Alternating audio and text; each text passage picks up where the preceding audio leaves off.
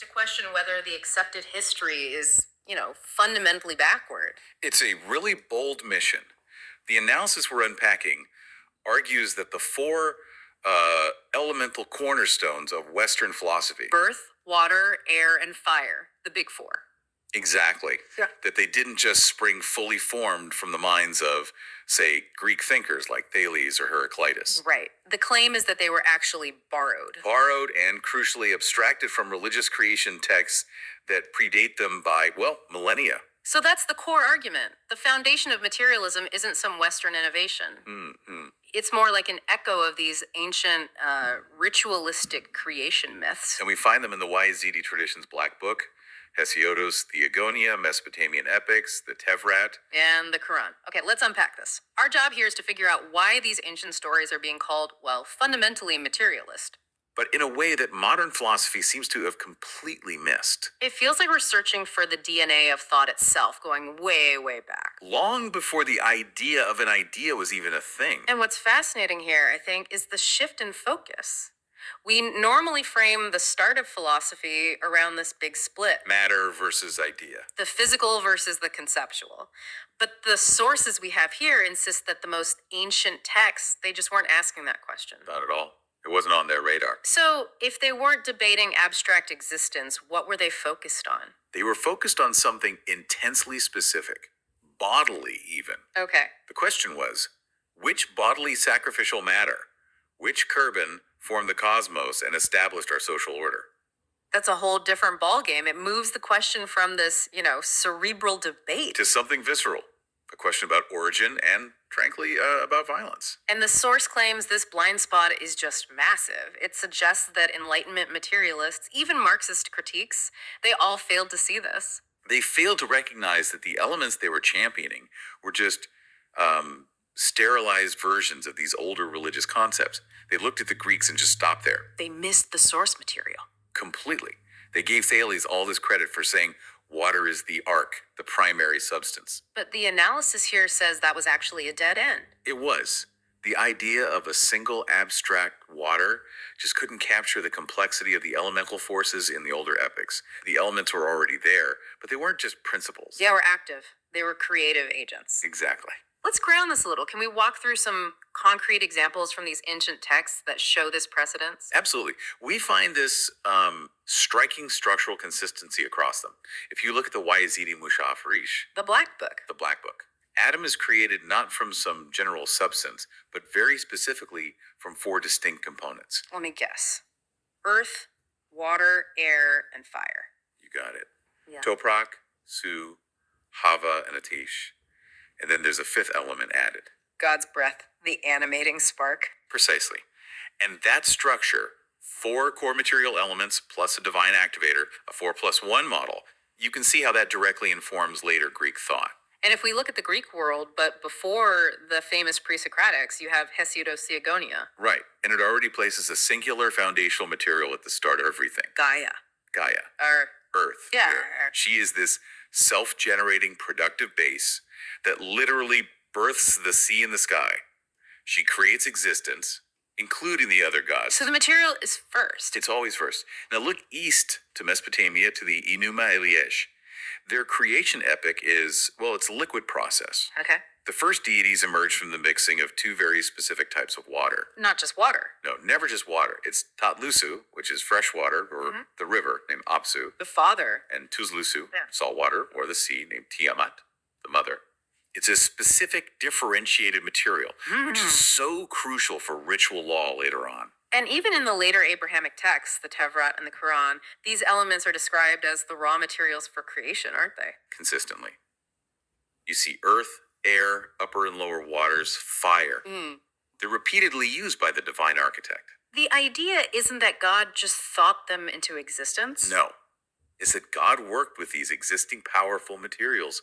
They're tools, but they also have their own inherent power.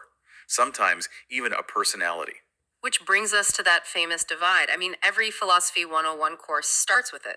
Idealism versus materialism. Idealism says thought creates existence. Materialism says existence is independent of thought.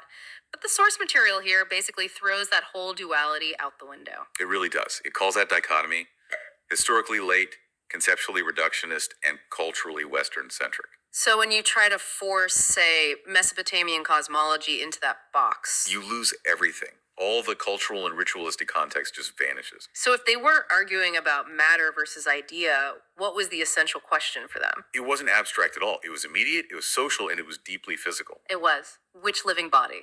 Which act of sacrifice established our current social and cosmic order? I mean, when you look at these narratives, the creator figures, they often had to be created themselves first. Or creation was a kind of massive material transaction. A literal dismemberment or consumption. It's a process involving physical ingredients we would normally think of. Like flesh, eat blood, can, even rib bone, kaburga kamisi. And the ultimate material transaction. The sacrifice, the kurban of gods and goddesses. That makes all things sound less like a philosophical thought experiment. And more like a cosmic butcher shop. Establishing order through, well, force and material decomposition. And that visceral reality is the entire key. The substance used in creation was sacrificial matter. Okay, here's where it gets really interesting. Because now we're moving from elements as just ingredients to elements as the products of violent, ritualistic material creation. Let's really dive into these specific examples of creation by sacrifice. Let's go back to Earth, to Theogonia, Hesiodos's primordial element, Gaia. She isn't some abstract plane. No, she's described as the most material foundation. A vast, fertile body. A raw, living, productive, physical thing that just spontaneously generates mountains, the sky, the sea. And it all starts from chaos. The source points out this is often mistranslated as void, but it's not. No, it aligns with the Tevrat's description of the earth being void and dark. Which means creation starts from verlik, from existence, a material base that's just unformed. Exactly. It's not creation ex nihilo out of nothingness.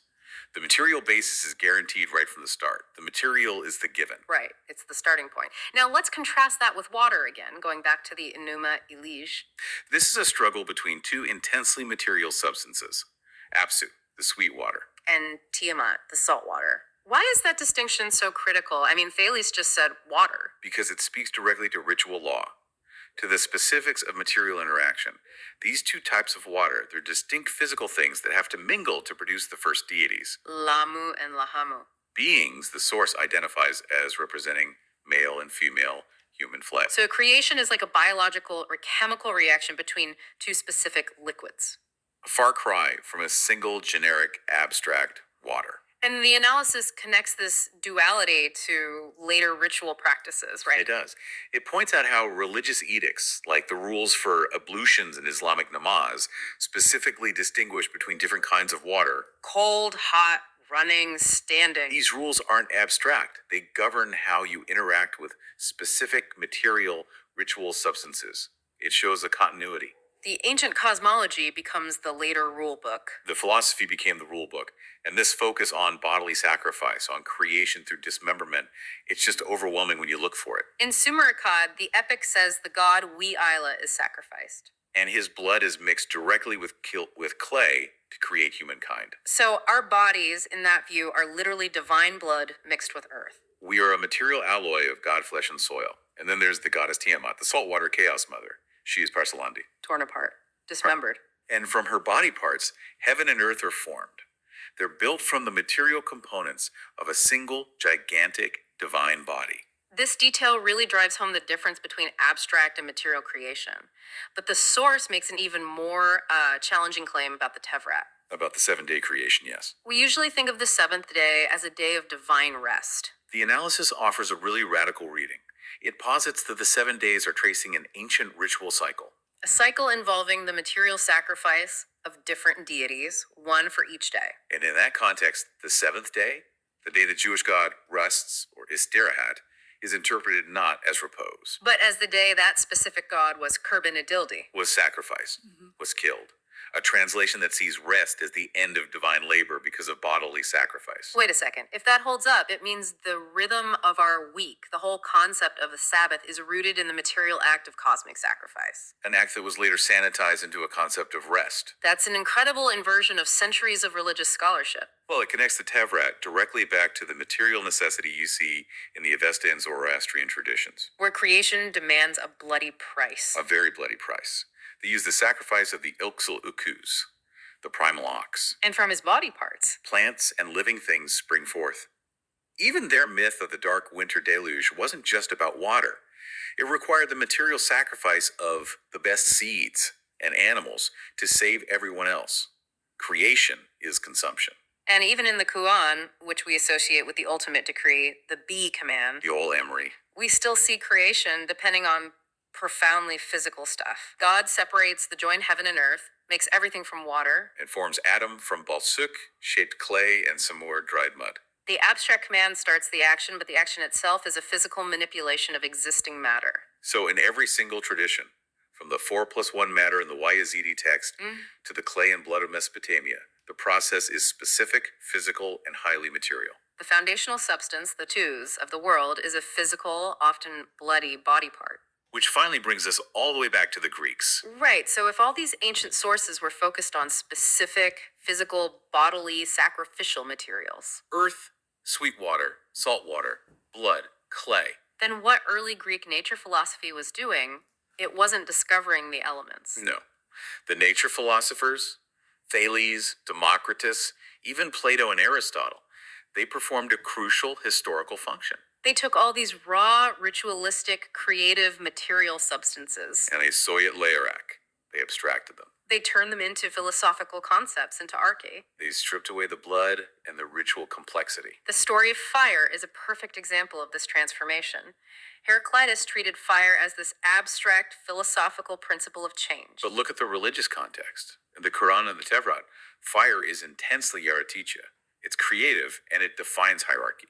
The devil, Shaitan, argues for his superiority over Adam based on their material origin. He says explicitly, you created me from a taste, from fire. You created Adam from toprak, from earth. I am superior. So the material quality of fire, its heat, its potential, that's the core ethical and cosmological issue. Not its abstract property of change. The material is the morality. So the consequence of this Greek abstraction was that it just narrowed the field of inquiry. Hugely. By focusing only on this idealism versus materialism fight, Western thought completely missed this original, complex, and deeply material framework rooted in sacrifice. It replaced a visceral, ritualistic cosmology with a sanitized conceptual one. And that reductionist conflict, it fails to explain why these elements held such profound power for so long. When philosophy is taught as this neat progression from Thales' water onward, We forget that Thales' concept was just a footnote to the millennia-old saga of Apsu and Tiamat. okay, to summarize this deeply challenging analysis, we've shown that ancient religious literature was fundamentally focused on specific physical bodily matter, Matter often generated through the high-stakes transaction of sacrifice. and that these very substances preceded and informed the core concepts of early Greek philosophy. Which then abstracted all the blood and complexity right out of the equation. So, what does this all mean for us, for you, trying to navigate these deep histories? Well, if we accept this framework, it means the beginning of human inquiry wasn't some serene search for an abstract principle. It was a messy, collective, intensely material process. Rooted in establishing order through ritual violence and bodily sacrifice, it completely reframes the origin of substance itself. Something for you to mull over. If the history of philosophy begins not with the search for an abstract idea like Plato's, or a single material principle like Thales's, But with the unavoidable question of whose blood, whose flesh, and which material sacrifice established the cosmos. what does that change about how we view the necessary link between our foundational belief systems and our most rigorous scientific inquiries? Think about the weight that gives to the simple words earth, water, fire, and air.